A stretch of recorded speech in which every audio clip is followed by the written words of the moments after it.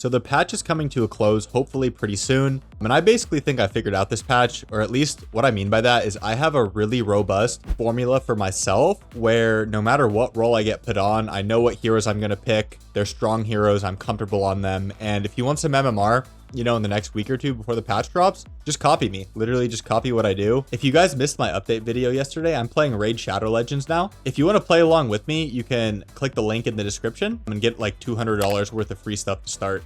It's totally free to play. It is kind of pay to win, but you don't have to pay a dime. And it's pretty chill. If you want something to do on the toilet or something, you can get it. Or when you're finding a Dota game, it's a good, like, just chill, like, kind of brain off activity to do if you just want to, like, level things up and see progression. This is my hero grid. Pretty organized, I know, but let's break it down. So it's broken down by role, and a lot of this stuff is, a lot of the heroes on here like are pretty relevant, but so this is pause 1. Okay, so pause 1, my main role. First thing I do if I get safe lane is I just pick Nature's Prophet first phase.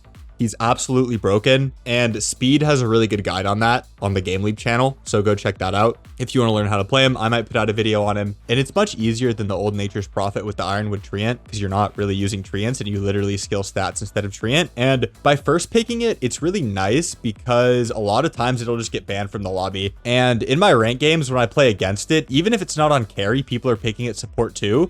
I really dislike playing against it if it's on the enemy team, if it's support.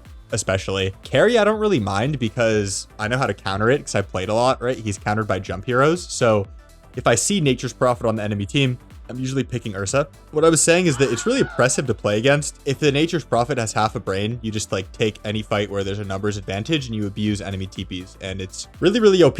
And when I pick it, 50% of the time it just gets banned. So I do that. That's like my go-to. And then if he's banned, my second go-to is like Ursa. Ursa's one of my best heroes. He's very, very strong right now in pubs, has a really good win rate, one of the best carries. And yeah, I have an Ursa guide as well, so I'm not going to talk too much about like how to play him. He's just oppressive because he just kills the enemy over and over and over again. He's one of the best jump heroes in the entire game. You can abuse Roshan with him. One of the most common macro mistakes I see with my coaching students and lower MMR players in pubs is that they just don't Rosh enough, and with Ursa, makes it really easy. And you can always hit your timings pretty reliably because he builds Battle Fury. So just a very, very solid hero. And I pick Ursa usually if I see a melee 4.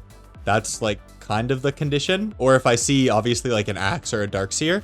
Or maybe that's not obvious to you.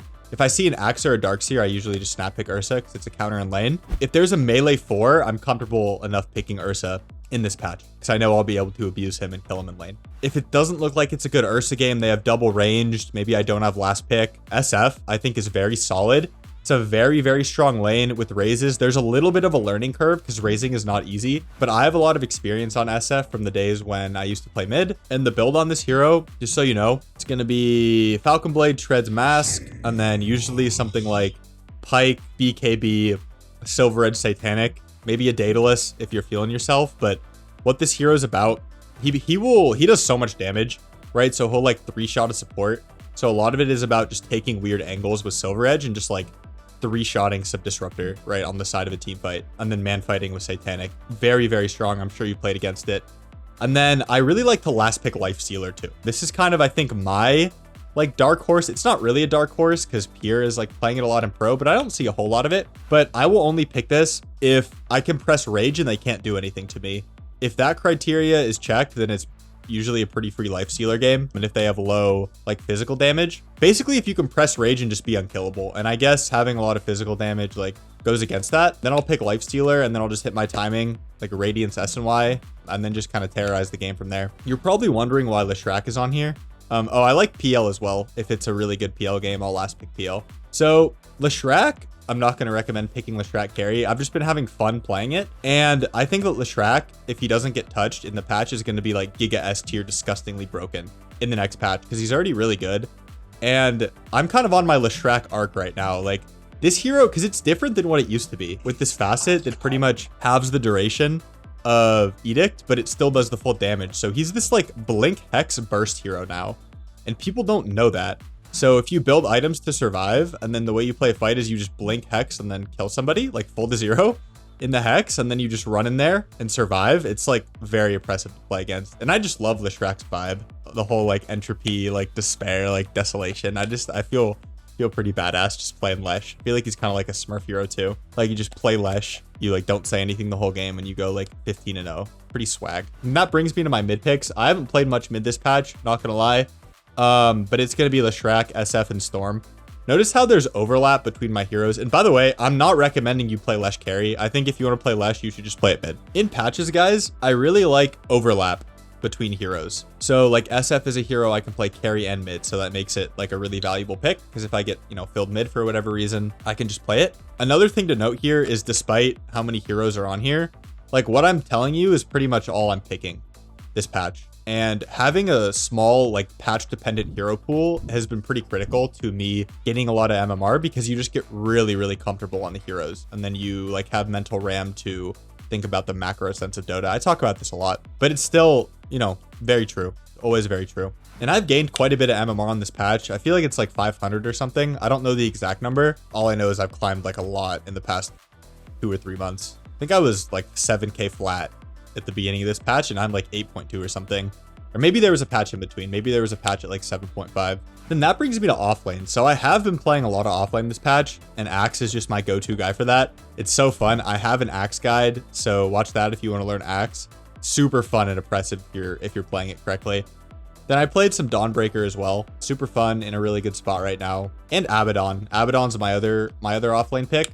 I had a really cool game where I was playing with Nature's Prophet safe lane and Invoker mid, Exort Invoker mid. So I knew that I didn't have to do any damage. All I had to do was survive.